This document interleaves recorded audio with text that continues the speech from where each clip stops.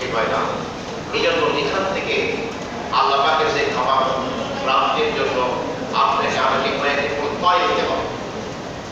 এক নম্বর হলো আমরা এই আনন্দের পরিবেশে জীবনের সমস্ত গ্রামী নিজের সমস্ত ভুল বুঝাবুঝিগুলো ভুলে যাওয়া। আমার ভাইয়ের সাথে আমার কোনো ব্যাপারে মনোমালিন্য হয়েছে, সহকর্মীর সাথে পার্টির সাথে আমার ভুল বুঝাবুঝি আছে, কিন্তু না, আজকের আনন্দের দিনে এই উৎপাদিত হবে। আমরা কাউকে তীব্র প্রতিহিংসা আমরা চরিতার্থ করবো না। আমরা সকলেই সারাদিন হয়ে একে অপরে মিলে যাবো এবং